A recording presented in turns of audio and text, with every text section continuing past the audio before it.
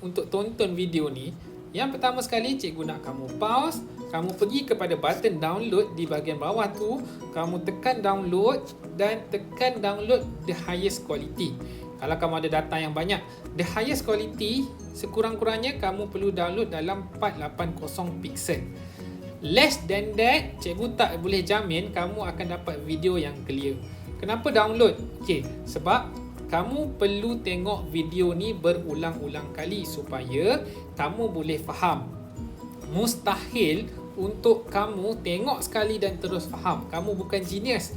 Cikgu pun bukan genius. Cikgu dulu pun baca berulang-ulang kali baru faham. Jadi kalau kamu tengok sekali video kamu tak faham, itu normal. Itu normal, okey?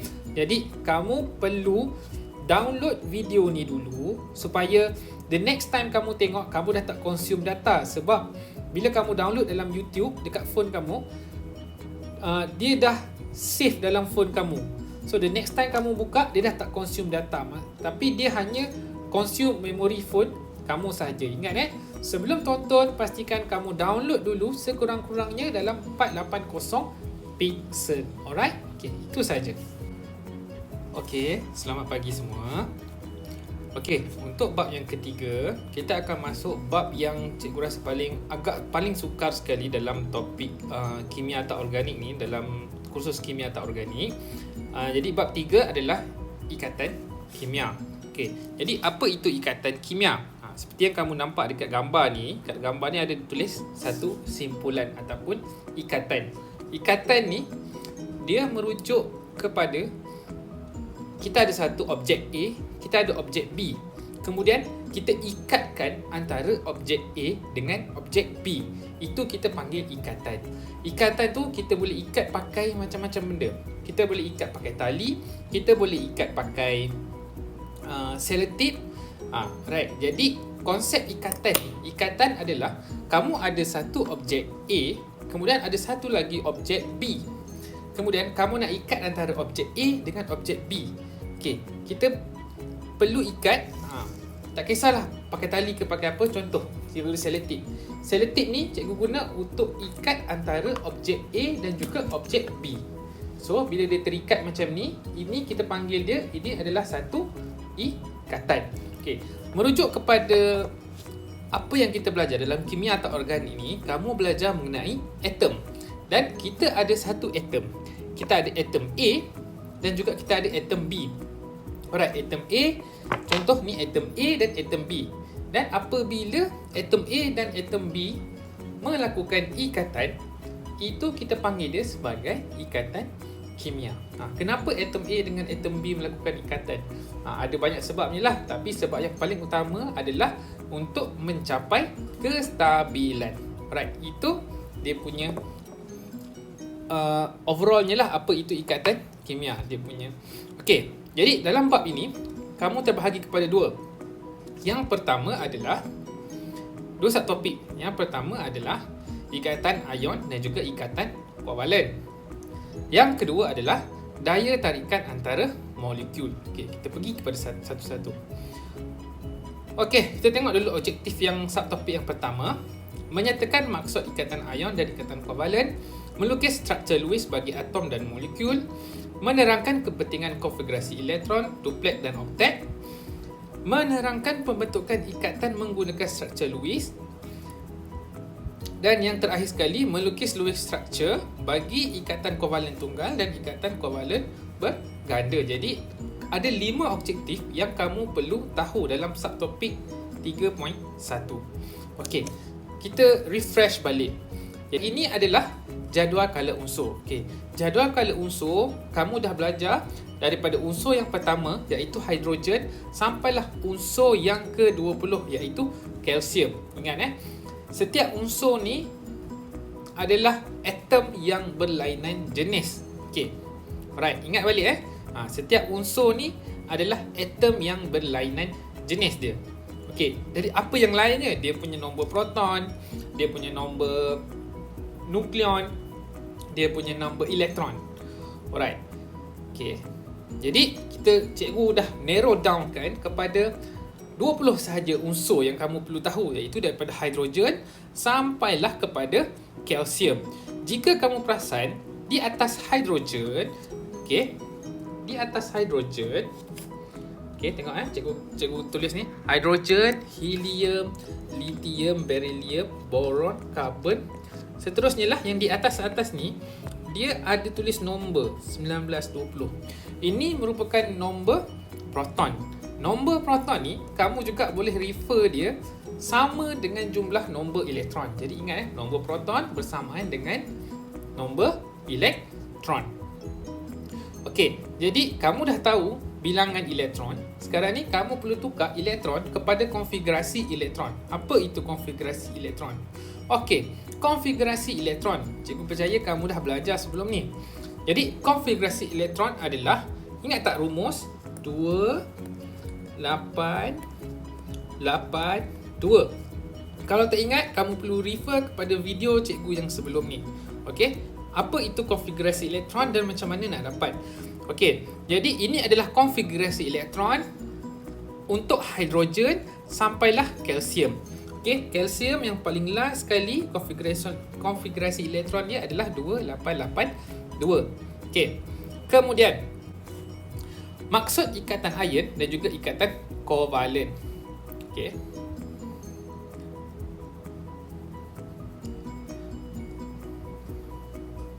Okey, konfigurasi elektron seperti helium. Tengok ini cikgu write.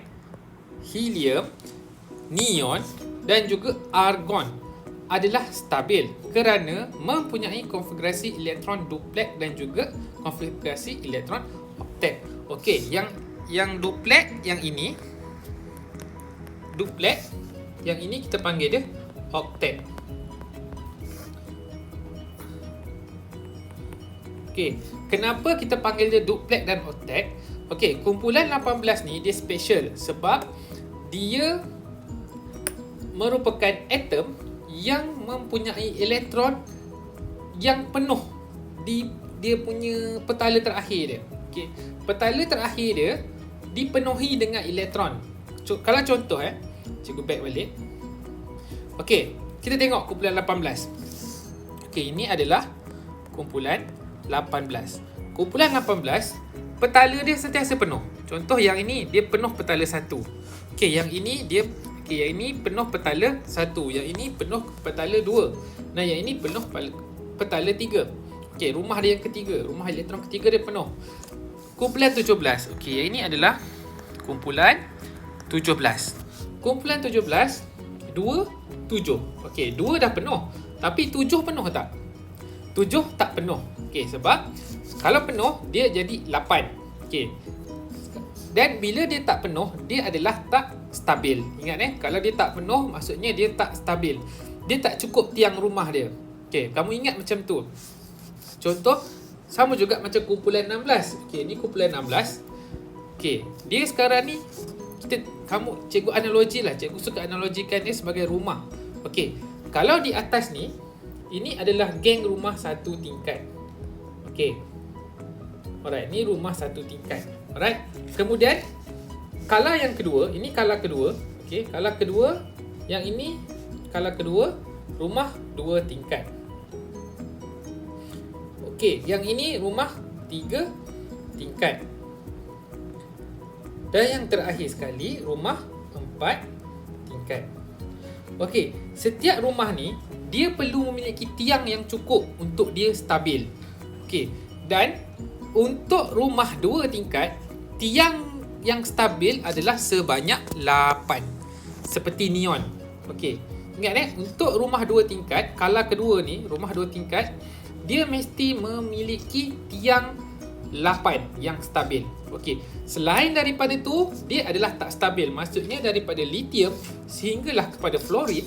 Okey, daripada lithium sehingga kepada fluorin, dia tak stabil sebab tiang rumah dia tak cukup. Sama juga macam natrium.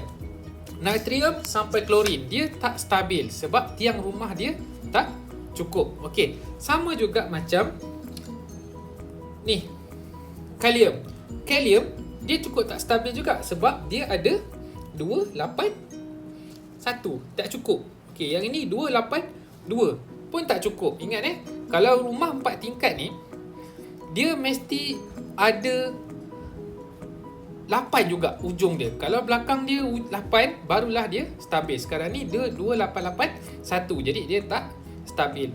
Kecuali rumah satu tingkat. Okey, rumah satu tingkat di kala pertama dia hanya memerlukan 2 tiang untuk dia stabil, sebab rumah satu tingkat dia lebih kecil. Rumah satu tingkat dia lebih kecil, dia tak perlukan banyak tiang. Tapi kalau rumah 2 tingkat dia perlukan 8 tiang. Kalau rumah 3 tingkat, kala ketiga dia perlukan 8 tiang untuk stabil. Sama juga dengan rumah 4 tingkat, dia memerlukan 8 tiang. Tapi kamu belajar sampai kalsium sahaja. Alright? Itu adalah analogi yang cikgu suka beri. Okey, jadi kita panggil dia adalah helium, kita panggil dia duplex. Manakala neon dan argon adalah oktet. Okey. Soalan akan tanya, kenapa kumpulan 18 kita panggil dia sebagai stabil? Kerana kumpulan 18 mempunyai konfigurasi elektron duplex dan juga oktet. Itulah jawapan dia. Okey, ni konfigurasi elektron.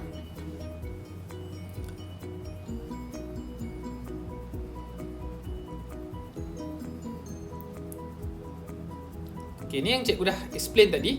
Atom-atom unsur kumpulan lain yang tidak mempunyai konfigurasi elektron duplex dan oktet adalah tidak stabil dan akan bergabung dalam tindak balas kimia. Jadi atom-atom lain ni dia tak stabil kan? Rumah dia tak stabil. Jadi macam mana dia nak stabil? Dia kena berkongsi tiang dengan atom-atom yang lain. Okey, dia perlu berkongsi elektron. Okey, rumah-rumah dia perlu berkongsi untuk dia jadi stabil. Jadi elektron ni akan bergabung, atom akan bergabung untuk menjadi lebih stabil. Alright. Okey, jadi atom ada 2 jenis ikatan kimia. Yang pertama adalah ikatan ionik. Ikatan ionik ni melibatkan pemindahan elektron. Dan yang kedua kita ada ikatan kovalen. Dia melibatkan perkongsian elektron. Kita ada 2 jenis ikatan. Okey, jadi kita tengok yang pertama, ikatan ionik. Ikatan ionik ni ada contoh dia. Kita ada atom A, di mana atom A akan memindahkan elektron kepada atom B. Jadi atom B dia dah mempunyai elektron yang cukup untuk jadi stabil. Tapi apa jadi dengan elektron A? Elektron A dia akan duduk berdekatan dengan atom A akan duduk berdekatan dengan atom B untuk mencapai kestabilan. Sekarang ni ini ada satu elektron. Okey. Elektron ni akan pindah ke sebelah ni. Alright? Betul tak? Dia akan pindah ke sebelah dan kat sini ada berapa elektron? 1 2 3 4 5 6 7. Okey, dia ada 7. Jadi satu lagi untuk dia jadi stabil. Pindah satu. So, satu dah pindah sini, dia akan jadi 8 elektron. Sekarang ni dia dah stabil. Ingat dia perlukan 8 elektron untuk dia jadi stabil. Okey, sekarang ni apa jadi pula dengan atom A? Atom A ni apabila dia kehilangan elektron dia bercas negatif bab 1. Apabila dia kehilangan satu cas negatif, dia akan menjadi cas positif.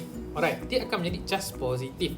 Manakala atom B ni apabila dia menerima elektron, dia akan menjadi cas negatif. Positif dan negatif dia sama macam kutub utara dan kutub selatan. Mereka akan melekat antara satu sama lain. Jadi atom A dengan atom B dia akan bergabung melalui satu ikatan, kita panggil dia ikatan ionik, disebabkan atom A bercas positif akan pergi kepada atom yang bercas negatif dan mereka akan bergabung. Okey. Itu ikatan ionik. Kemudian kita tengok pula ikatan kovalen.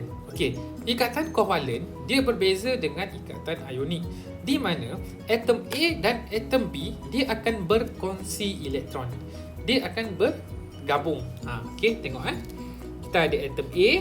Atom A ada berapa? 1 2 3 4 5 6 7. Dia ada 7 elektron. Untuk jadi stabil dia perlukan 8 elektron. Jadi macam mana dia nak stabil? Untuk dia stabil dia perlu satu lagi elektron, kan? Dia ada 7. Untuk jadi stabil dia perlukan 1. Jadi dia pun berkongsilah elektron dengan atom B. Okey, jadi B pun akan berkongsi juga 1, 2, 3, 4, 5, 6, 7. B pun perlukan satu juga elektron. Jadi dia kongsi satu sama lain, dia bergabung.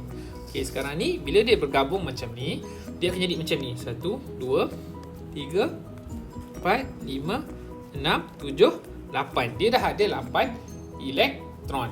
Atom B pula 1, 2, 3, 4, 5, 6, 7, 8. Jadi atom B pun dah ada 8 elektron. Maksudnya dia berkongsi.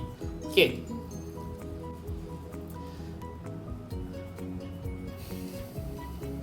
Okey, hanya elektron valen. Elektron valen ni merujuk kepada elektron yang petala terakhir sekali yang bertindak dalam tindak balas kimia. Sebab tu sebelum ni kalau kamu melukis elektron, petala elektron tu, kamu akan lukis ada contoh 2 ataupun 3 ataupun 4 petala. Tapi untuk ikatan kimia, kita pakai struktur Lewis. Di mana struktur Lewis ni kamu hanya perlu lukis dia punya elektron valen, iaitu elektron di petala terluar. Okey, ini simbol Lewis. Tengok Yang ini merupakan konfigurasi elektron. Daripada konfigurasi elektron ni, kamu perlu tukar kepada simbol Lewis. Pastikan kamu take note dekat ini. Okey, yang cikgu garis ni, okey, yang di belakang sekali ni, ini semua kita panggil dia sebagai elektron valen. Kamu take note apa yang cikgu akan buat dengan elektron valen ni. Okey, cikgu akan tukar kepada bentuk simbol Lewis. Okey, hanya ambil elektron valen, iaitu bilangan elektron terakhir di konfigurasi elektron. Nampak apa yang berlaku? Cikgu hanya ambil yang di belakang sahaja. Okey, contoh karbon. Karbon konfigurasi elektron dia, okay, cikgu ambil karbon adalah 2.4. Jadi cikgu hanya ambil nombor 4 ni, kemudian cikgu akan tulis 4 dot. 1, 2, 3, 4. Sama juga macam oksigen. Oksigen konfigurasi elektron dia 2, 6. Cikgu hanya ambil 6 ini dan tukarkan kepada simbol Lewis. 1, 2, 3, 4, 5, 6. Okey, dan seterusnya. Yang lain tu sama juga. Dia ikut dia punya konfigurasi elektron. Okey? Jangan pening-pening Okey, dalam simbol Lewis, elektron valen boleh diwakili dengan dots. Alright. Okey, seterusnya menerangkan kepentingan konfigurasi elektron duplet dan juga oktet. Kenapa perlunya atom-atom ni mencapai konfigurasi duplet ataupun oktet? Okey, kenapa atom-atom ni perlu ada 8 tiang, ataupun untuk kala pertama dia perlukan 2 tiang. Kala kedua dan seterusnya dia perlukan 8 tiang. Okey, 2 tiang kita panggil dia sebagai duplet. Manakala oktet kita panggil dia 8 tiang kita panggil dia sebagai oktet. Kenapa? Untuk mencapai kestabilan. Okey, bila tiang dia cukup, barulah dia punya atom-atom tu akan menjadi stabil. Apabila elektron dia cukup. Elektron valen dekat luar tu itu merupakan dia punya tiang. Okey, apabila tiang-tiang dia cukup, elektron dia cukup, baru dia stabil. Okey, sekarang ni kita tengok cara untuk mencapai konfigurasi oktet. Okey, yang ini adalah khas untuk ikatan ionik. Okey, cikgu take note kat sini, yang ini adalah ionik. Sebab hanya ionik yang melibatkan pemindahan elektron, sama ada dia melepaskan elektron ataupun dia menerima elektron. Kalau kovalen, mereka berkongsi elektron. Okey, kita tengok Okey, yang pertama kita tengok lithium. Lithium konfigurasi elektron dia 2, 1. Jadi dia ada 1 di belakang. Okey, jadi dia perlukan 8 tiang. Betul tak? Sekarang ni dia perlukan 8, dia perlukan lagi 7 elektron sebab dia nak cukup jadi 8. Jadi untuk cukupkan lagi 7 tu, dia memerlukan kerja yang banyak. Jadi apa yang lithium buat adalah dia akan membuang satu elektron tu sebab itu adalah lebih mudah. Ingat atom-atom ni dia akan mengambil jalan yang lebih mudah, sama ada dia akan melepaskan elektron ataupun dia akan menerima elektron. Contoh, Natrium. Natrium elektron valen dia 1, betul tak? Jadi elektron valen 1 dia perlu lepaskan elektron sebab dia nak jadi octet. Okey, kalau lithium dia lepaskan 1 dia akan jadi duplet. Ingat octet dengan duplet ni dia stabil. Tengok magnesium. Magnesium ada 2. Okey, kalau ikut logiknya dia perlu cari lagi 6 untuk cukupkan 8. Jadi antara buang 2 atau cari 6, mana lagi senang? Mestilah buang 2. Kalau bila buang 2 dia akan jadi octet. Aluminium, kita tengok aluminium. Aluminium 283. Okey. Untuk stabil dia perlu dapatkan 8 elektron. Jadi dia dah ada 3, dia perlu cari 5. Okey, sekarang ni dia ada option. Dia dapat buang 3 ataupun dia nak cari lagi 5. Yang paling mudah dia buang 3. Jadi dia akan melepaskan 3 elektron dan dia akan menjadi konfigurasi elektron yang baru dia 2, 8. Okey, bila sampai kepada nitrogen, okey, bila sampai kepada nitrogen, dia punya elektron valen dia 5. Okey. Dia ada option 2. Dia sama ada dia perlu buang 5 ataupun dia perlu cari lagi 3 elektron. Jadi, option yang paling senang bagi dia adalah cari 3 sebab 3 saja dia perlu cari daripada dia kena buang 5. Alright. Jadi, dia akan terima 3 elektron dan dia akan menjadi konfigurasi elektron yang baru. Sama juga dengan fosforus dengan klorin, di mana yang ini 286. Okey. Dia perlu 2 lagi elektron untuk jadi 288. Yang ini klorin 287, perlukan 1, dia terima 1, dia akan jadi 288. Ingat ini adalah kita panggil dia konfigurasi elektron yang stabil. Okey, jadi semua elektron akan berusaha untuk menjadi konfigurasi elektron yang stabil. Okey, jadi dia sama ada dia akan melepaskan elektron. Kalau di belakang dia 1, 2 dan 3, dia akan lepaskan elektron tu sebab itu lebih mudah. Okey, kalau di belakangnya 5, 6 dan 7, dia akan terima elektron sebab itu lebih mudah. Okey, tengok lagi. Okey, ini contoh menerangkan pembentukan ikatan menggunakan struktur Lewis bagi ikatan ion. Okey, sekarang ni kita ada lithium. Lithium dia punya konfigurasi elektronnya 2, 1. Jadi kita lukis dia Li1. Magnesium, tengok yang di belakang dia 2, Mg1, 2. Klorin, kita ada belakang dia 7. Jadi ada 1, 2, 3, 4, 5, 6, 7. Karbon ada, belakang dia ada 4. Jadi kat sini kita lukis 1, 2, 3, 4. Okey, kita tengok.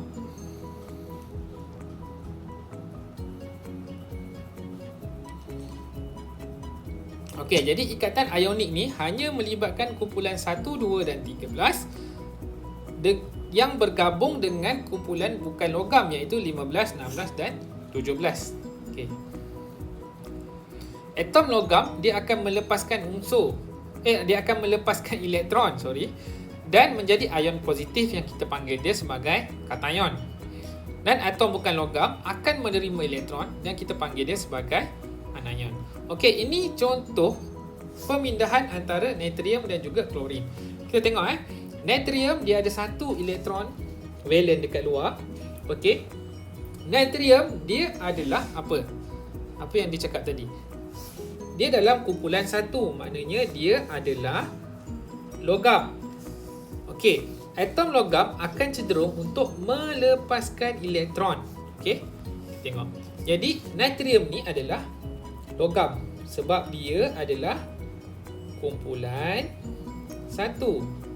Okey, manakala klorin ni dia dalam kumpulan 17.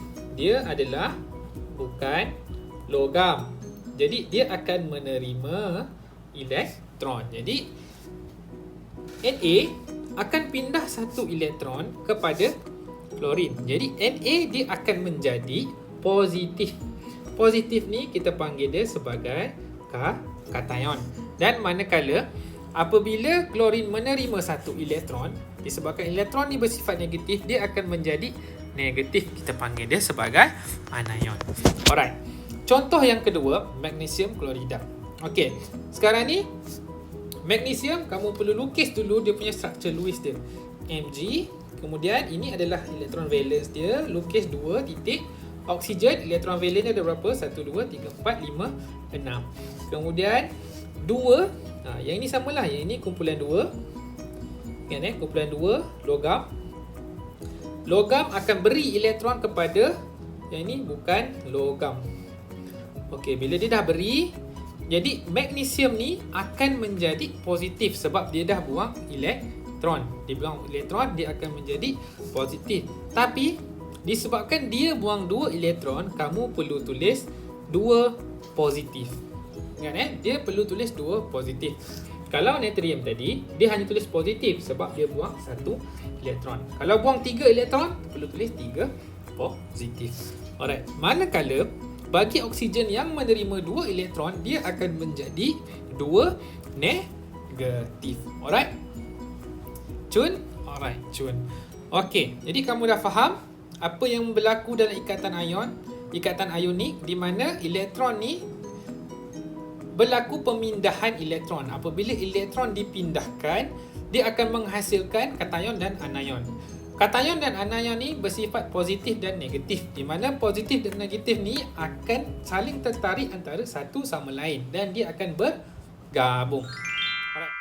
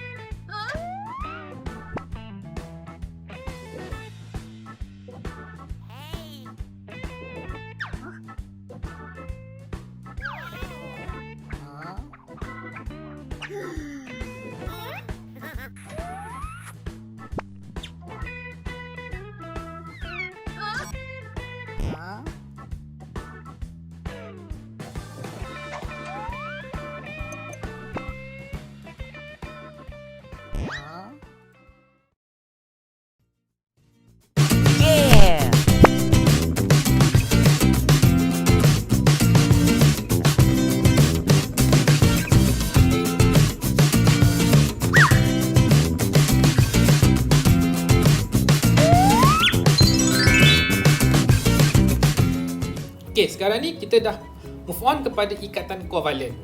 Okey, ikatan kovalen ni melibatkan tindak balas kimia atom bukan logam daripada kumpulan 15, 16, 17, atom hidrogen, karbon dan silikon daripada kumpulan 14 akan berkongsi elektron untuk mencapai konfigurasi elektron gas Adi yang stabil. Maksudnya atom bukan logam ni dia akan berkongsi antara satu sama lain. Atom bukan logam akan berkongsi dengan atom bukan logam juga untuk mencapai kestabilan. Dia tak melibatkan pemindahan, sebaliknya dia berkongsi. Okay, kini kita panggil dia ikatan kovalen. Contoh, klorin. Klorin dia punya Lewis structure dia adalah, ini kita panggil dia simbol Lewis dia Cl. Dekat luar dia ada 1, 2, 3, 4, 5, 6, 7. Okey. Dia ada 7 elektron valent di luar. Jadi untuk stabil dia perlukan satu lagi. Macam mana dia nak dapat satu lagi? Dia akan berkongsi dengan klorin juga. Okey, dia akan berkongsi dengan klorin juga dekat sebelah ni.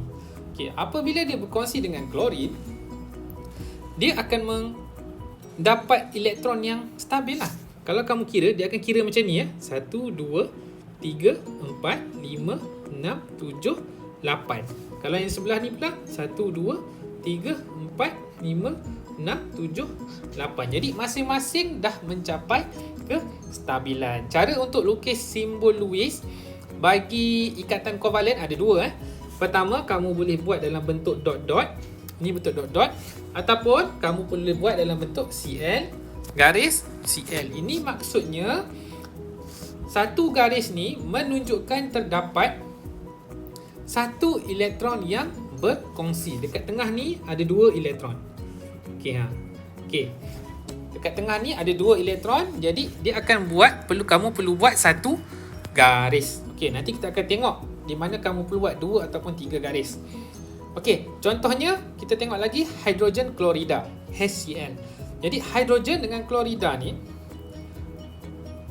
hidrogen dengan klorin, hidrogen ada satu. Okey, hidrogen untuk stabil dia perlu jadi 2 sebab hidrogen ni dia duduk di kala yang pertama. Jadi untuk stabil dia perlu jadi 2. Sekarang ni apabila dia nak stabil, dia perlukan satu lagi elektron. Jadi dia akan ambil satu elektron daripada klorin. Klorin ni yang nak stabil dia perlukan satu lagi elektron. Jadi dia akan kongsi elektron dengan hidrogen. So dia akan jadi macam ni. Untuk hidrogen sekarang ni dia dah ada 1, 2 elektron. Untuk klorin dia ada 1, 2, 3, 4, 5, 6, 7 dan juga 8. Alright. Sekarang ni dekat tengah ni, di antara dua atom ni terdapat 2 elektron yang dikongsi. Apabila dapat 2 elektron yang dikongsi, kamu boleh juga lukis macam ni. Hash garis Cl. Okey. Mana-mana satulah. Biasanya yang HCl garis ni lebih senang untuk dilukis. Kadang-kadang soalan minta lukis dua-dua sekali.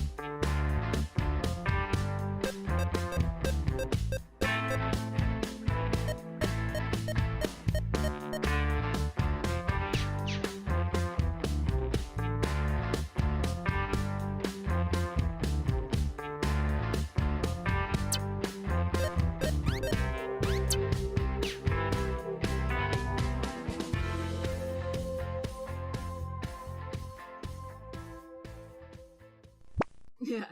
Oh.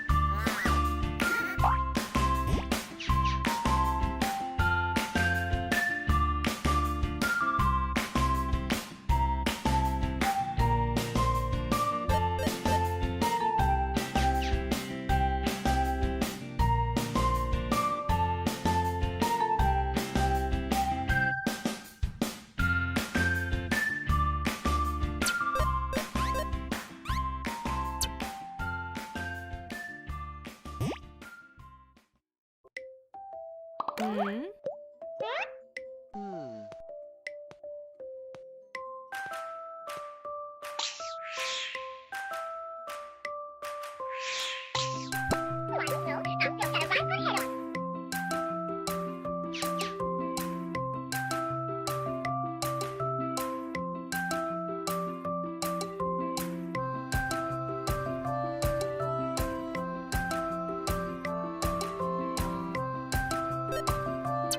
seterusnya. Okey, ikatan kovalen dia tak tertakluk kepada satu ikatan. Kadang-kadang dia boleh jadi ikatan kovalen berganda. Contoh ikatan kovalen ganda 2 antara oksigen. Oksigen yang kamu inhale ni, okey, dia bukan berbentuk satu. Yang kamu sedut ni adalah O2. Sebab tu kalau kamu nampak di mana-mana iklan, kamu memerlukan O2. Okey, cikgu lukis O2, simbol O2. Kamu tak inhale O sahaja. Kamu mesti ni bukan. Okey. Ini tak. Kamu perlukan O2. Okey, jadi O2 ni adalah oksigen yang bergabung dengan oksigen. Oksigen kita tengok structure Lewis dia ada 1 2 3 4 5 dan 6. Dia memerlukan lagi 2 untuk jadi stabil. Dia memerlukan lagi 2 elektron. Sebab elektron valen dia ada 6. Okey, elektron valen ada 6 dan memerlukan lagi 2 untuk jadi 8. Sekarang ni untuk dapatkan lagi 2, dia perlu cari lagi oksigen, kemudian dia perlu bergabung dengan oksigen tersebut. Cara untuk kira dia macam ni pula 1 2 3 4 5 6 7 8. Okey. Nampak tak? Di antara molekul, di antara atom oksigen tu terdapat 4 elektron yang dikongsi bersama. Okey. Sebab tu oksigen ni dah jadi stabil. Sekarang ni apabila terdapat 4 elektron yang dikongsi bersama, ini kita panggil dia ikatan kovalen ganda 2. Macam ni. Okey, apabila kamu nak tukar simbol tu kepada dalam bentuk simbol garisan, dia akan jadi macam sebelah ni. Oksigen 1 2. Okey, nampak dia ada 2 garis. 2 garis ni menunjukkan terdapatnya 4 elektron yang dikongsi bersama. Dan yang terakhir sekali adalah ikatan kovalen ganda 3 lah. Ikatan kovalen ganda 3 ni merujuk kepada terdapatnya 1 2 3 4 5 6 elektron yang berada di tengah-tengah di antara 2 atom. Okey, yang ni kita panggil dia ikatan kovalen ganda 3. 1 2 3. Dia pairing macam tu ya. Jadi cara nak tulis dia adalah 1 2 3 macam ni. Soalan macam ni pernah keluar ya. Okey, jadi dah tahu ikatan kovalen ada 3 jenis. Yang pertama ganda 1, ganda 2 dan juga ganda 3. Okey, jadi kita tengok roughly perbezaan antara ikatan ionik dan juga ikatan kovalen. Jadi ikatan ionik melibatkan pemindahan elektron, manakala ikatan kovalen melibatkan perkongsian elektron. Okey, jadi ikatan ionik ni apabila elektron dipindahkan, dia akan menghasilkan ion positif dan atom yang menerima elektron dia akan menjadi ion negatif. Okey, berbanding dengan kovalen, ikatan kovalen dia tak menghasilkan sebarang atom positif dan negatif. Dia hanya menghasilkan ikatan kovalen. Alright, ini contoh ni Okey, ini contoh antara natrium dan juga klorin. Okey, di mana yang positif adalah natrium, yang ini adalah negatif. Positif negatif dia akan melekat antara satu sama lain. Okey, sama juga dengan HCl ni. HCl ni dia merujuk kepada ikatan kovalen. Ikatan kovalen dia tak ada simbol positif dan juga negatif. Okey. Seterusnya kita pergi kepada subtopik yang kedua. Subtopik yang kedua ni merujuk kepada ikatan daya tarikan antara molekul. Yang tadi kamu dah belajar ikatan antara atom. Ingat ya, tadi kamu dah belajar. Cikgu tulis kat mana tulis 3.1 ikatan antara atom.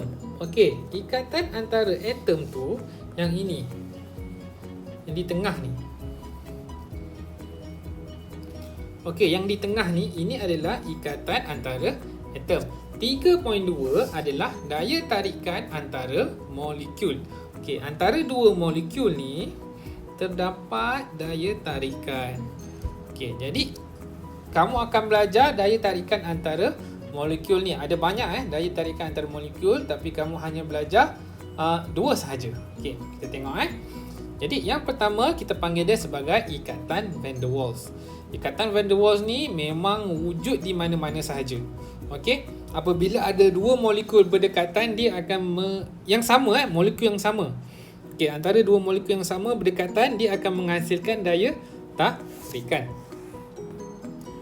Okey, next. Okey. Yang pertama, kamu perlu tahu apa itu daya tarikan van der Waals. Dalam sebatian kovalen, atom bukan logam diikat bersama ikatan kovalen yang kuat. Walau bagaimanapun, di antara molekul, daya van der Waals yang lemah wujud. Okey. Tengok ni ikatan kovalen. Okey. Ini dua atom. Dua atom ni diikat menggunakan ikatan kovalen. Yang ini kuat. Dan di antara dua molekul, ini kita panggil dia atom. Okey, ni atom kecil-kecil ni. Dan apabila atom bergabung dengan atom, kita panggil dia sebagai molekul. Okey, antara molekul dengan molekul yang sama, dia ada satu ikatan, kita panggil dia ikatan van der Waals antara molekul lah. Jadi ikatan ni dia lemah lah Ikatan ni dia lemah. Kadang-kadang ikatan ni tak kita tak nampak pun sebab dia terlalu lemah. Maksudnya dia sangat-sangatlah tak kuat. Okey, contoh perbezaan antara ikatan kovalen dengan ikatan van der Waals Okey, yang di tengah ni, cikgu bulatkan ni, antara karbon dan hidrogen yang cikgu bulatkan ni, ini kita panggil dia ikatan kovalen. Ingat ini adalah ikatan kovalen. Okey, ini kita panggil dia ikatan kovalen. Dia mengikat antara atom dan atom. Dan ikatan van der Waals ni, dia mengikat di antara molekul. Okey, ini semua ni kita panggil dia sebagai molekul. Okey, yang ini molekul. Okey, yang ini pun kita panggil dia sebagai molekul. Okey, antara molekul dengan molekul ni terdapatnya daya ikatan van der Waals ataupun daya tarikan van der Waals. Kata ketarikan, daya tarikan van der Waals. Okey. Seterusnya kamu akan belajar mengenai ikatan hidrogen. Ikatan hidrogen ni dia sangat spesifik. Okey. Ikatan hidrogen terbentuk sekiranya atom hidrogen diikat kepada atom nitrogen, atom oksigen ataupun atom fluorin dalam pembentukan sebatian kovalen. Okey, sekarang ni kita nampak ni, ini ada satu molekul. Okey. Okey, syarat yang pertama untuk adanya ikatan hidrogen, dia mestilah ada hidrogen. Kamu nampak tak? Ada tak hidrogen? Okey, kamu nampak di sini ada satu hidrogen, dua hidrogen. Okey. Ni molekul lagi, satu molekul, dan ini adalah molekul yang ketiga. Okey. Cikgu cuba tulis lawa-lawa sikit Molekul 3. Ni molekul 2. Okey, antara tiga molekul ni, dia ada, yang pertama kamu perlu cek, ada tak hidrogen? Okey, ada hidrogen. Sekarang ni, jika ada hidrogen, kamu cek dalam molekul ni ada tak sama ada nitrogen, ada tak oksigen ataupun fluorin. Okey, cek. Ada tak oksigen? Ada tak nitrogen? Nitrogen tak ada. Ada tak oksigen? Oh, oksigen ada. Fluorin ada tak? Fluorin tak ada. Okey.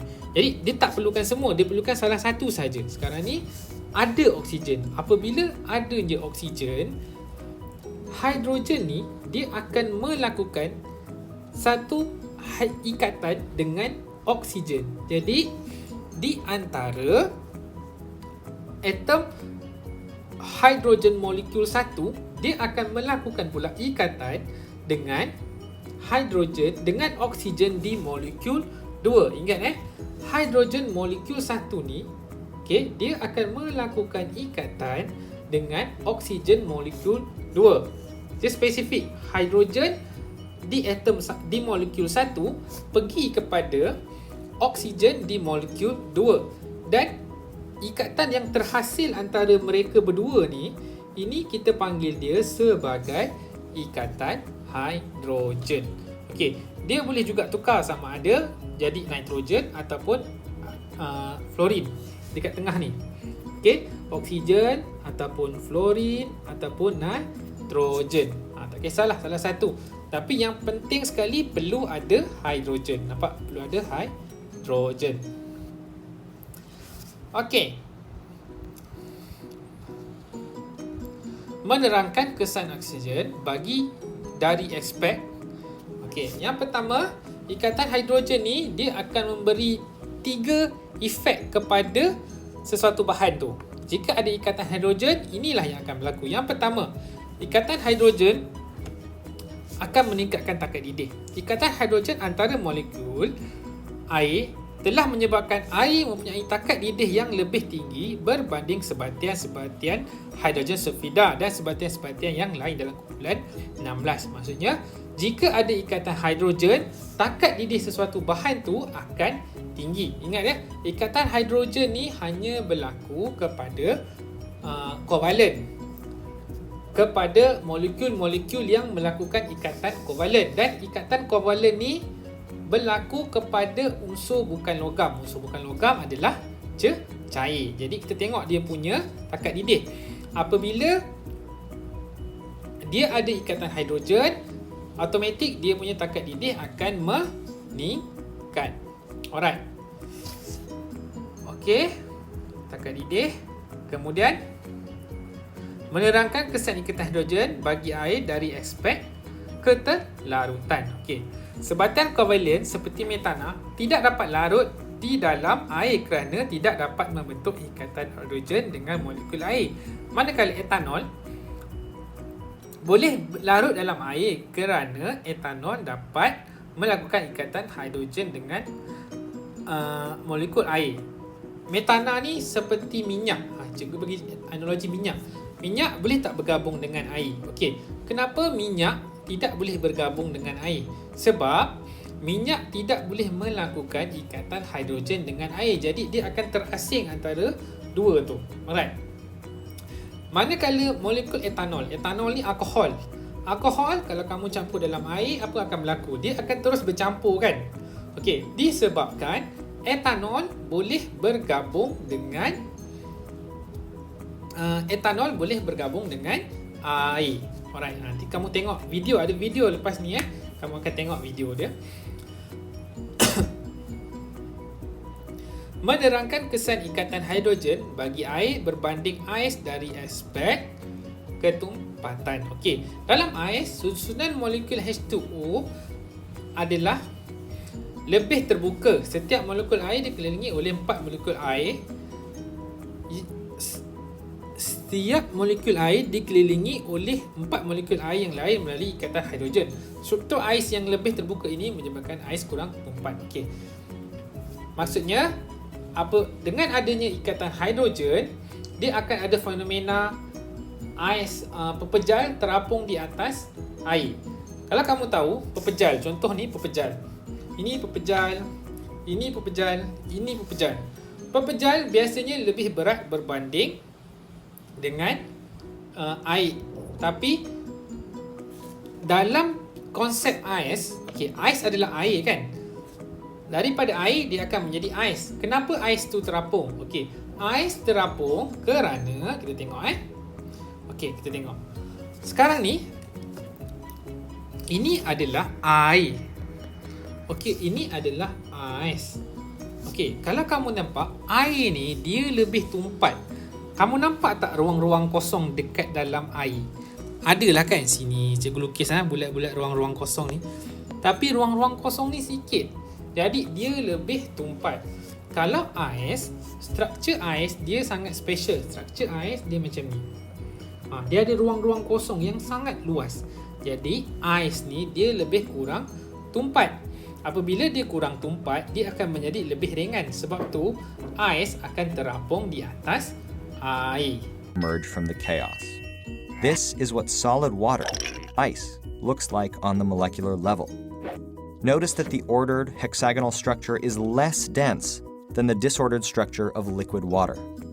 And you know that if an object is less dense than the fluid it's in, it will float. Okey. Yang ni kamu kena ingat pernah keluar soalan ni. Dia tanya macam ni, soalan dia macam ni. Kenapa ais terapung di atas air? Jawapan dia yang ini. Dalam ais, susunan molekul H2O ais adalah lebih terbuka. Manakala struktur, okey, sampai sini kamu sampai sini. Manakala struktur ais yang lebih terbuka ini menyebabkan ais kurang tumpat berbanding air. Tak perlu manakala, sorry. Dalam ais, susunan molekul-molekul H2O ais lebih terbuka. Struktur ais yang lebih terbuka ini menyebabkan ais kurang tumpat berbanding air. Dia soalan tu ada 3 markah. Sekurang-kurangnya kamu dah boleh dapat 2 markah. Okey, jadi kamu dah faham kenapa ais terapung di atas air? Sebab ais kurang tumpat berbanding air. Alright, itu sahaja untuk bab 3. Cikgu ajar laju. Okey, cikgu cuba ajar laju sebab cikgu tak nak, pertama sekali cikgu tak nak pakai kamu punya data yang banyak. And kemudian jika kamu tak faham, kamu perlu tengok video ni berulang kali. Pause, back, kemudian ulang semula lagi sekali. Alright. Itu sahaja daripada cikgu. Cikgu harap kamu dah boleh faham apa yang cikgu ajar ni. Kalau tak faham, kamu bolehlah ulang semula, tengok one by one. Sekurang-kurangnya cikgu nak kamu tahu bagaimana untuk melukis struktur Lewis. Kalau kamu tak tahu nak lukis struktur Lewis, macam mana kamu nak selesaikan ikatan ion dan juga ikatan kovalent.